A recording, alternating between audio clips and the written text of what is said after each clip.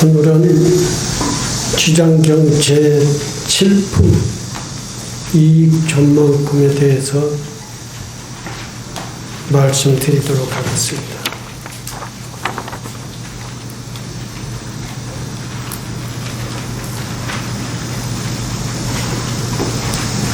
제7품 이익전망품에 대해 함께 이야기하겠습니다.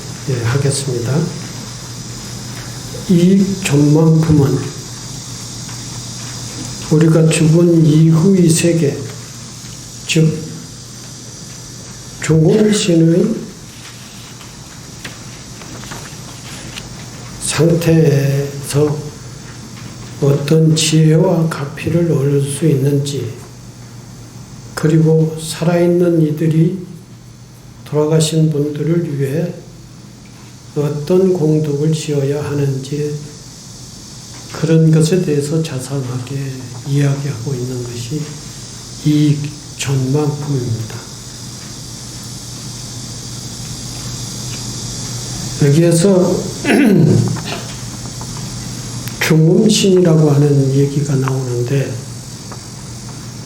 뒤에도 나옵니다만 이 중음신은 우리가 육신에서 벗어난 영혼이 육신에서 벗어난 이후의 49일 동안 기간을 육신도 없고 오직 영혼만이 있는 그런 상태를 우리는 중음신이라고 합니다. 이 중음신은 육신을 다 버렸기 때문에 생전에 우리가 살았던 방식, 이런 것에서 다 벗어나는 것이죠. 이쪽 중음신은 바로 영혼이라고 하는 상태로 이제 머무는 곳은 이 허공 중에 머문다고 그럽니다. 주로 이제 우리가 귀신이 들렸다, 지신을 접했다, 뭐 이렇게 할 때에 그때의 중음신과 이렇게 접하는 것을 귀신 들렸다, 접신했다라고 하는 그런 존재가 중음신입니다. 49일이 지나면은 다들 자기가 업에 의해서 태어날 곳으로 갑니다. 육도의 세계로 간다고 그러죠. 육도의 세계는 지옥, 아기, 축생, 아수라, 인간, 천상, 이 6가지 세상을 육도의 세상이라고 그럽니다. 이제 악업을 많이 지은 그러한 영혼 또는 그런 사람이라고 한다면은 지옥, 아기, 축생으로 태어나는 것이죠.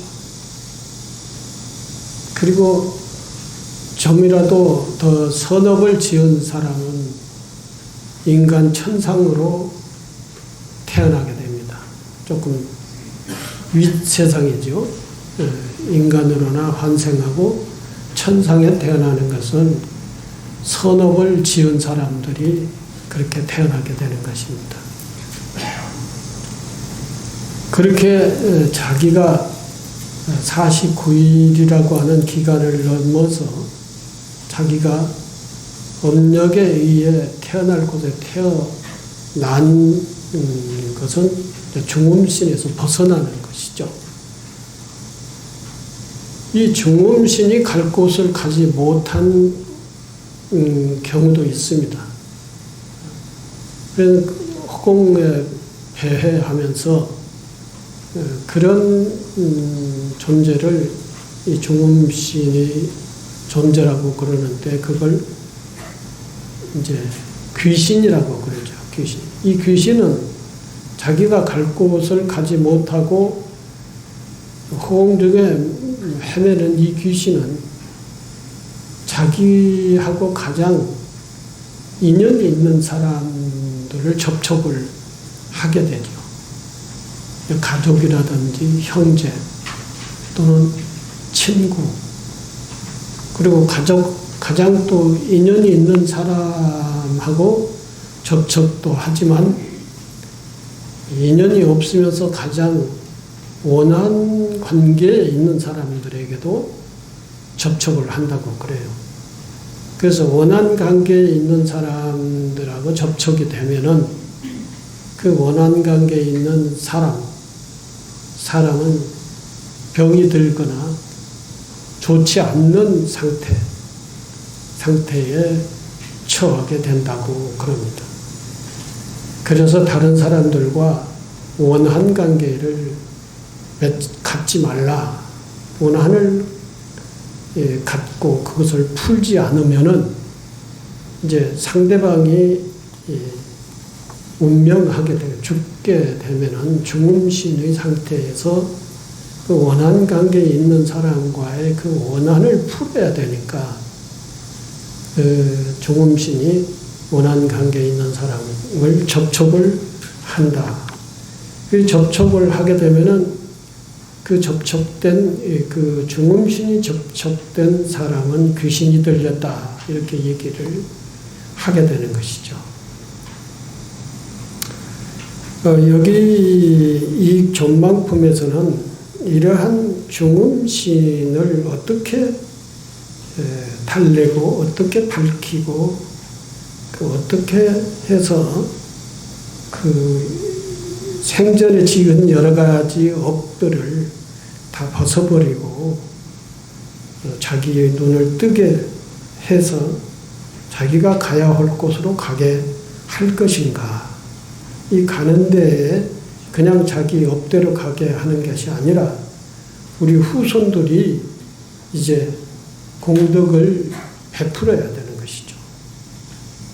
공덕을 베풀어서 베푸는 방법이 바로 이와 같이 49일 동안 천도 기도를 한다든지 아니면은 운명을 하셨을 때 49일 죄를 잘 지어서 베풀어서 이 죽음신이 생전의 모든 인연을 다 정리하고 이제 다음 세상으로 홀가분하게 갈 수 있도록 하는 것이 바로 49제라고 하는 것입니다.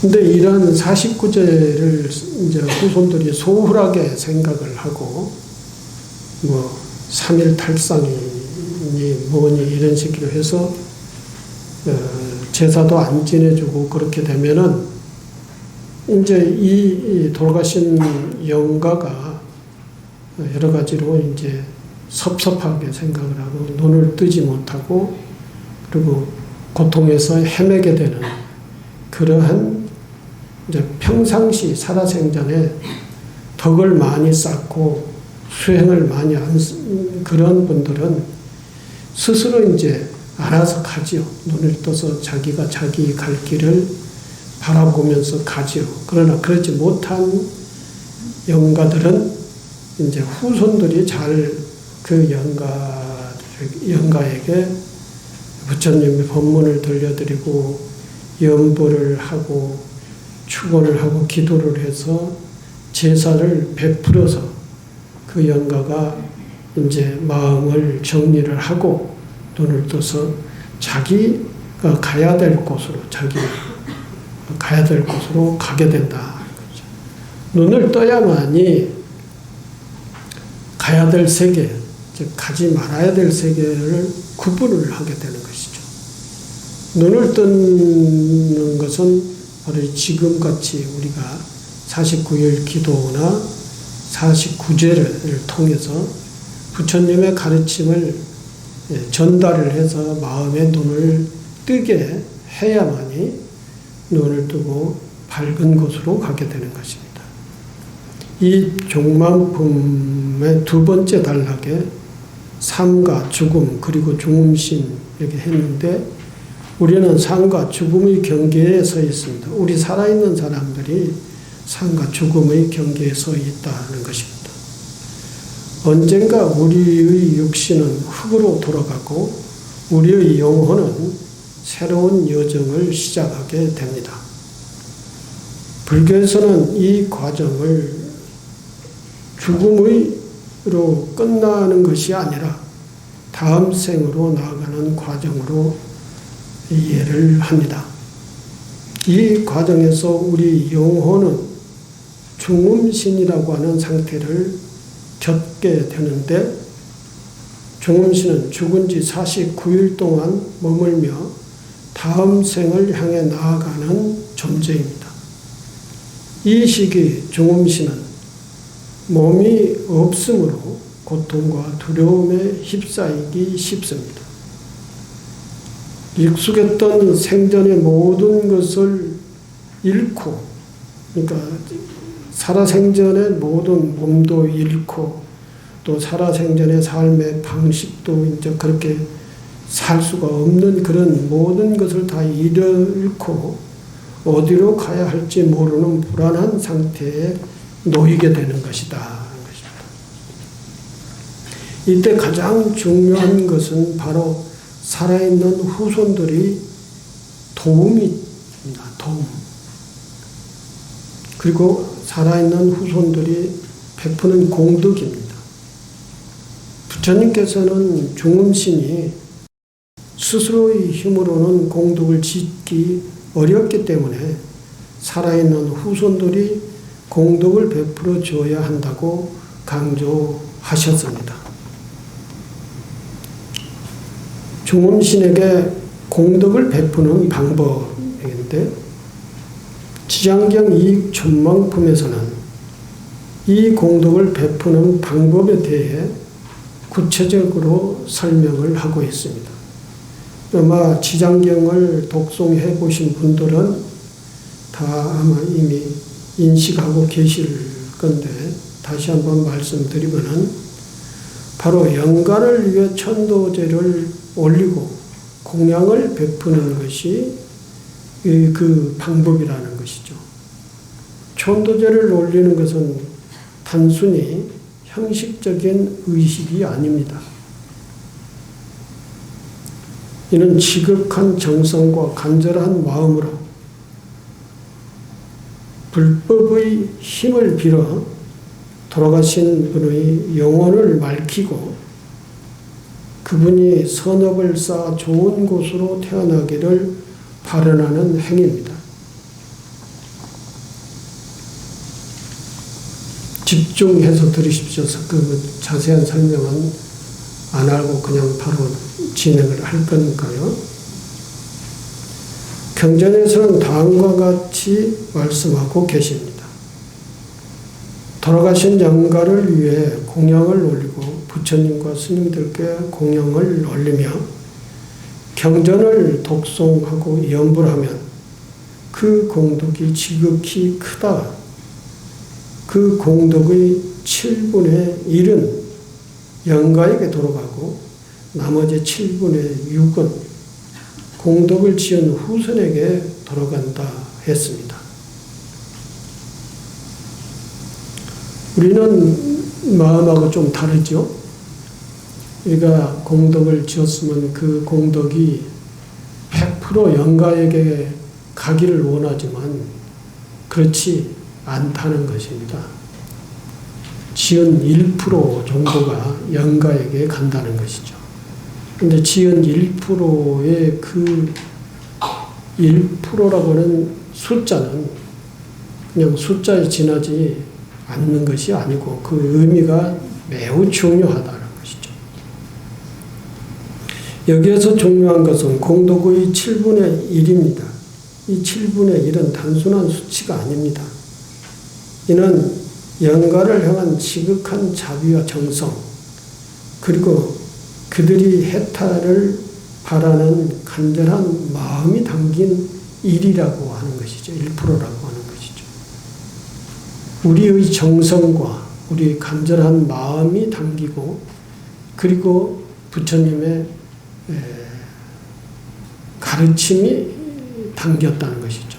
그래서 영가의 그 무명 번뇌를 부처님의 가르침에 의해서 깨끗이 소멸하고 그리고 마음의 눈을 뜨게 하는 것이 이러한 내용이 1%에 담겨 있다라고 하는 것입니다. 그래서 1%가 숫자 여러 많은 숫자가 아니라 하더라도 1%의 의미는 굉장히 중요한 의미다.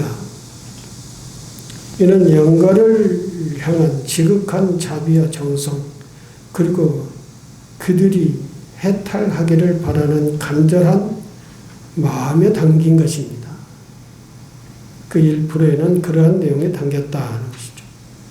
또한 공덕을 지은 이에게는 나머지 7분의 6의 공덕이 돌아간다고 했습니다. 근데 이 7분의 6, 7분의 1은 영가에게 가고 7분의 6은 우리에게 그 공덕이 온다 그랬습니다. 이것도 굉장히 중요한 그 숫자입니다. 6이라고 하는 것이.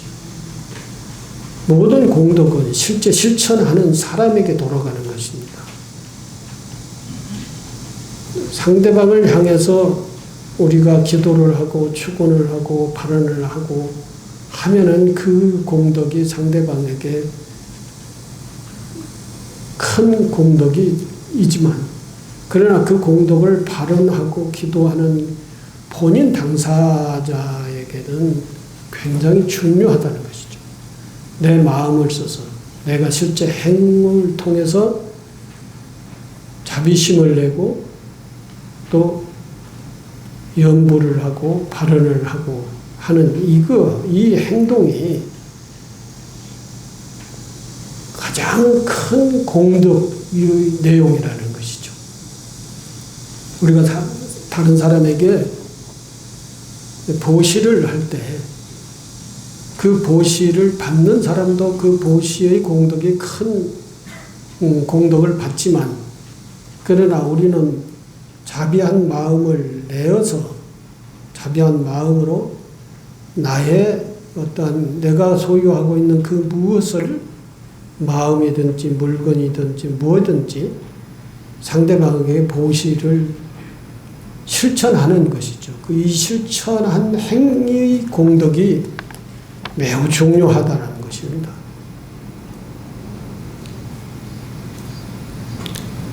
이것은 공덕을 베푸는 일이 곧 나 자신에게도 큰 복덕이 됨을 일깨워줍니다. 영가를 돕는 일이 곧 나를 위하는 일이며 지극한 마음으로 영가를 위한 것이 결국 나를 위한 가장 큰 수행임을 깨우쳐주고 있다라고 하는 것이죠. 지장경에서는 공덕을 짓는 다양한 방법을 제시하고 있습니다. 부처님과 스님들에게 공양을 올리는 방법이 있고 지장경을 독송하고 다른 여타 경전을 영가를 위해서 독송하는 방법도 있고 제를 올리고 보시를 하는 방법도 있습니다. 지장에서는 이 세 가지 방법을 제시하고 있지요. 이 세 가지 방법 중에 첫 번째, 부처님과 스님들에게 공양을 올린다. 요즘 스님들의 여러분들의 인식은 어떤지 모르겠습니다만은 부처님과 스님 출가 수행자들은 같습니다. 같은 의미예요. 요즘 우리는 우리 곁에 스님들이 계시고 자주 접촉을 하기 때문에 부처님과 같지 않다라고 이렇게 생각을 할 수가 있는데 수행자라는 것이죠. 부처님의 깨달으신 깨달음의 법을 깨닫기 위해 출가해 수행을 하시는 수행자인 거죠. 수행자로 이렇게 인식을 해야 되지 흔히 시중에 돌아다니고 있는 그런 스님의 이미지로 이렇게 생각을 하고 가볍게 생각을 해서는 안 된다는 것이죠. 이 지장경에서 얘기하고 있는 부처님과 출가 수행자에게 공양의 대상자라고 하는 그 스님들의 의미를 그렇게 생각을 해야 그래야 우리가 지극한 마음이 생기고 또 그러한 부처님과 같은 출가 수행자에게 공양을 올린다고 생각을 해야 그것이 큰 공덕, 내 스스로에게 큰 공덕이 되는 것이지 부처님과 스님들의 그 의미를 엄청난 차이가 있다라고 이렇게 생각을 하고 공양을 하게 되면 그건 차별 공양이 되는 것이죠. 부처님께 공양을 우리는 지극한 정성으로 올리고 부처님께 공양 구도 여러 가지로 하고 있습니다. 육법공양이라고 해가지고 6가지 공양을 부처님께 올리죠. 부처님 오신 날 같은 경우는. 그래서 육법공양에 다 제가 기억을 할지 모르겠습니다만 공양, 쌀로 밥을 지은 공양도 올리고 꽃을 올려서 공양을 올리고 향을 피워서 공양을 올리고 또 촛불, 광명공양이라 해서 촛불을 올려서 공양을 올리고 그것을 이제 등공양이라고 그렇게 하지요. 등등 여러 가지 우리 주변에 있는 여러 가지 공양구를 일용해서 부처님께 공양을 지극한 마음으로 올립니다. 이 지극한 마음으로 공양을 올리는 그 마음에 큰 공덕이 있는 것이죠. 주변에 있는 정말로 어렵게 사는 사람들에게 이 물질적으로 보시를 하는 것과 부처님께 공양을 올리는 것과 하나도 차별이 없습니다. 그 의미는 차이가 없다는 것이죠. 내가 자비심으로서 베푸는 마음으로 주변에 어려운 사람들에게 공양을 올리고 보시를 하는 것, 이거야말로 큰 공덕이 있는 것이죠. 지장경 독송과 연부를 한다. 이것은 부처님의 가르침을 통해서 영가에게 마음의 눈을 뜨게 하는 것이죠. 마음의 눈을 떠야 세상이 보이고 내가 어느 길로 가야 될 것인가, 살아있는 사람들은 어떤 방향으로 살아가야 될 것인가, 삶의 방향을 찾을 수가 있고 삶의 방법을 생각을 할 수가 있고 잘못된 길을 가려낼 수가 있는 것이죠. 눈을 뜨지 못하면은, 눈을 감고 있으면은 그러한 것들이 분별이 되지 않고 볼 수가 없죠. 그래서 눈 감고 걸어갈 때는 어디로 가시덤불로 갈 수도 있고 또는 개천으로 빠질 수도 있고 돌뿌리에 걸려 넘어질 수도 있고 뭘 만나서 큰 사고를 당할 수도 있잖아요. 눈을 뜨지 못해서 그것을 분별하고 그것을 피하지 못했기 때문에 그런 상황이 생기는 거예요. 그러나 마음의 눈을 뜨고 지혜의 눈을 뜨게 되면은 그러한 것들을 다 분별을 하고 내가 가야 할 방향과 내가 가야 될 길을 다 찾고 아무 문제 없이 갈 수가 있는 것이죠. 이 역할을 영가에게 밝은 눈을 떠서 가야 될 세상으로 가라라고 하는 그런 가야 될 길을 제시해 주는 것이 바로 지장경 독송과 연부를 하는 의미다라고 하는 것입니다. 제를 올리고 보시를 한다라고 하는 것입니다. 제를 올리는 것은 부처님과 영가에게 공양을 베푸는 것입니다. 그리고 영가의 그 영혼을 달리고 그래서 부처님의 가르침의 눈을 뜨게 하는 것, 지혜의 눈을 뜨게 하는 것이죠. 그리고 보시를 한다라고 합니다. 보시를 한다라고 하는 것이 근래에 그러한 49제 지낼 때 법보시를 하는 그러한 경우가 많았어요. 근데 요 근래에서는 그것이 거의 없어졌습니다. 우리 그 49제의 속에서 진행을 해야 될 그런 내용들이 77제라든지 49제를 지내게 되면은 77제 과정에서 사찰에서 이렇게 하면은 영가에게 큰 도움이 됩니다. 라고 얘기를 할 건데 다 생략을 해버려요. 77제, 초제도 생략하고 49제만 지내고 그 다음에는 탈상을 해버립니다.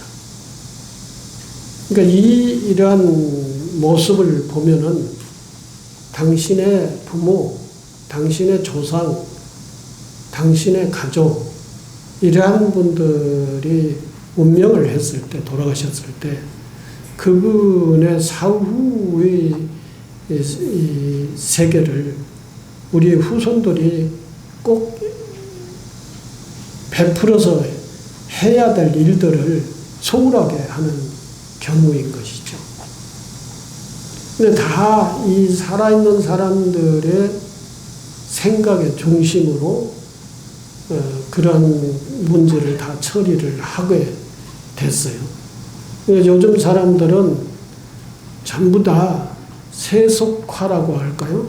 물론 세속에서 살기 때문에 세속화가 되어 있지만 세속화가 돼서 자기 중심적, 자기 이기적 이러한 생각에 중심을 두고 판단을 하고 행동을 하는 거예요.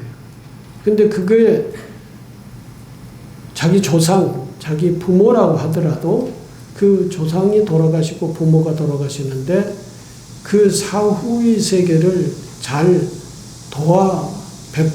베풀어서 돕는 것보다는 자기가 얼마나 귀찮은가, 귀찮지 않는가, 뭐 이런 쪽에 생각의 중심을 두고 귀찮은 것은 다 생략을 해버린다는 것이죠. 근데 조상과 부모님이 볼 때 그 세계에 가서 중음신의 세계 또는 저 세상에 가서 자손 후손들을 볼 때 정말 아마 그렇게 생략을 해버리고 아주 자기 편의대로 귀찮은 것은 다 거부해버리는 이러한 식으로 조상을 섬기고 조상을 모시는 것을 보면은 뭐라고 할까? 라고 하는 거죠. 부모가 자식에게 그러한 시급을 받고 대접을 받는다면 부모는 자식에게 어떻게 생각을 할까? 이런 것들은 생각을 해봐야 된다는 것이죠. 그 전에 49제 지낼 때는 보시가 굉장히 중요하다 해가지고 보시조는 제시, 법시, 무예시라고 하는 것 세 가지 방법이 있습니다. 제시는 물질로서의 다른 사람에게 베풀어주는 것을 제시라고 그래요. 법시는 법을 다른 사람들에게 전해주는 것을 법시라고 그럽니다. 무예시는 두려움을 다른 사람들이 삶 속에 두려움을 느끼고 있는 그 사람들에게 두려움을 느끼지 않도록 베푸는 것이 무예시라고 그래요. 이 사람 살다가 보면은 여러 가지 두려움이 많잖아요. 가난에 대한 두려움, 병에 대한 두려움, 배우지 못한 것에 대한 두려움, 이 삶에 대한 두려움, 여러 가지 두려움이 휩싸여서 우리가 이 세상을 살고 있다 해도 과언이 아닙니다. 근데 무예시를 통해서 그런 두려움이 없이 살게 하는 것이죠. 그것이 무예시예요. 예를 들어서 가난한 사람에게는 재물을 베풀고 배우지 못한 사람들에게는 교육으로 베풀고 또는 병이 든 사람들은 병을 치료해 주는 것으로서의 베풀고 또는 어떠한 완력에 의해서 두려움을 느낀 것은 그 완력, 물리력을 방어해 줌으로 인해 가지고 그 사람을 안전하게 보호하는 것, 이런 것들을 무예시라고 그럽니다. 그것은 우리는 그 하나하나에 대응하는 것이 아니라 이 사회적 환경을 편안하게 평등하게 살게 가꾸는 것으로서의 그 무예시는 실현이 되는 거라 이 말이죠. 법시는 법을 모르는 사람들에게 법을 가르쳐 주는 것으로서의 법시예요. 그래 옛날에 49제 때는 법시, 법을 베푼다 해가지고 49제 때 영가의 이름으로 부처님의 경전을 출판을 해서 그 49제 때 참여한 사람들에게 그 경전을 한 권씩 다 이렇게 베풀었어요. 그 경전을 읽고 부처님의 가르침을 깨우치라고, 이래서 법시라고 해서 경전을 보시를 했습니다. 이게 이제 법시죠. 또 우리가 전법을 통해서 법을 전해주는 것도 법시고, 또 49제가 아니라 하더라도 불교의 서적을 부처님의 가르침에 담겨있는 그런 불경을 다른 사람들에게 전달을 해주고 읽게 함으로 해서 그것도 법시예요. 우리가 직접 말로서의 전법하는 것도 법시입니다. 이처럼 그 보시라고 하는 것은 제시, 법시, 무예시라고 하는 이 세 가지로 구분을 해서 그 보시를 하고 있는데, 우리들이 흔히 편리하게 해야 될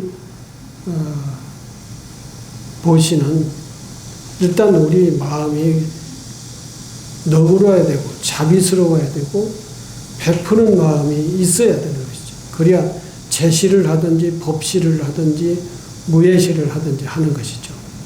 이러한 제시, 법시라 하더라도 쉽지 않죠. 개인이 그것을 하려면 쉽지가 않아요. 시간도 내야 되고 마음도 내야 되고 그리고 실천도 해야 되고 그러는 것이죠. 그런 것들을, 그런 보시를 했을 때 이제 영가에게 큰 공덕이 돌아간다.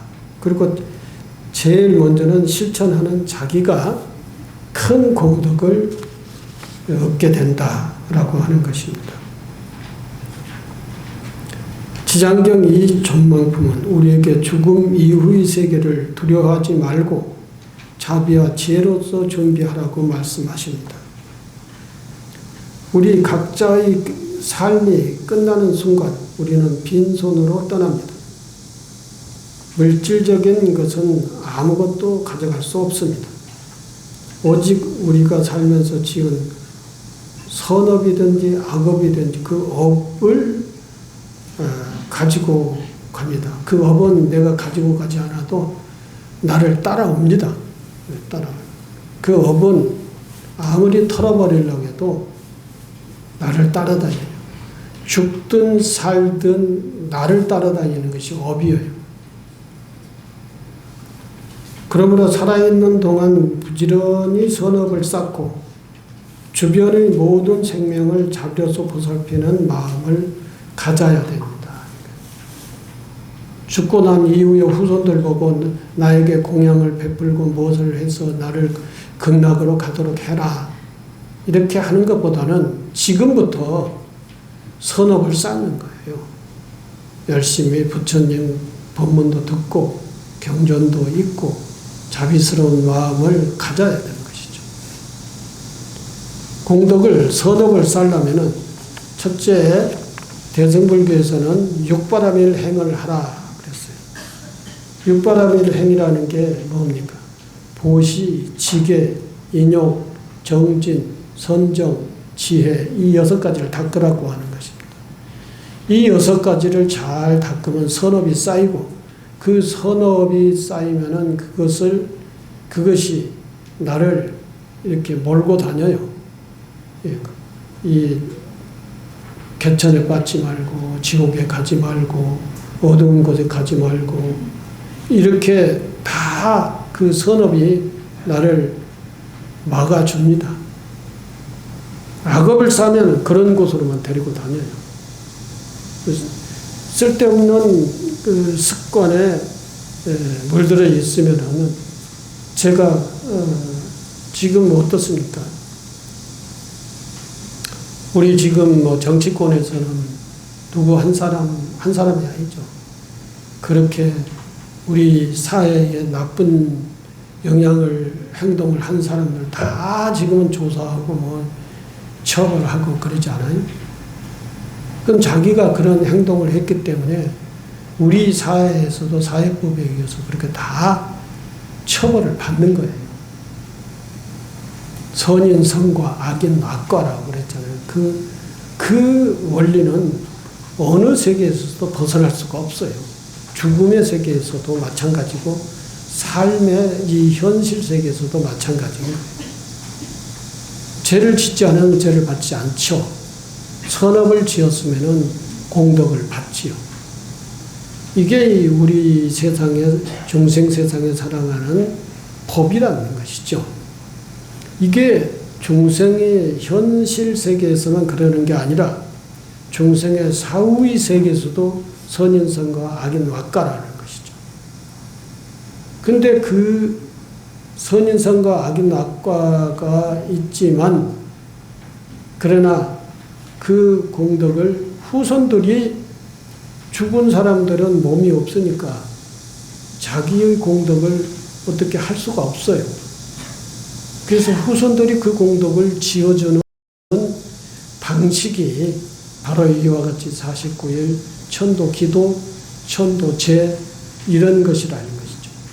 이런 걸 통해서 지극하면은 뭐 그런 얘기가 있잖아요.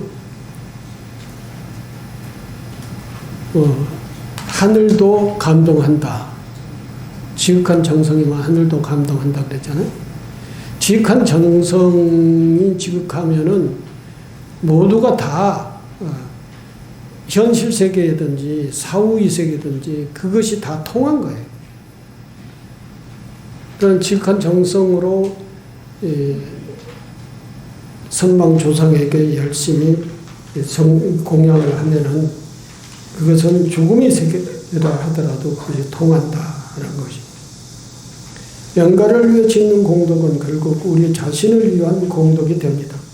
돌아가신 부모님과 조상님들을 위해 지극한 마음으로 기도를 올리고 지장부살의 명호를 염송해야 합니다. 그러면 선망 조상의 영가가 한없는 자비로서 편안함을 얻고 좋은 곳으로 나가게 될 것입니다.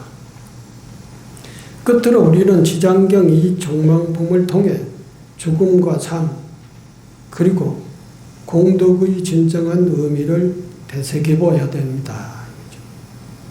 우리가 지은 작은 공덕이 영가들의 앞길과 마음을 밝히는 빛이 되고 우리에게 한량없는 복덕이 됨을 알아야 할 것입니다.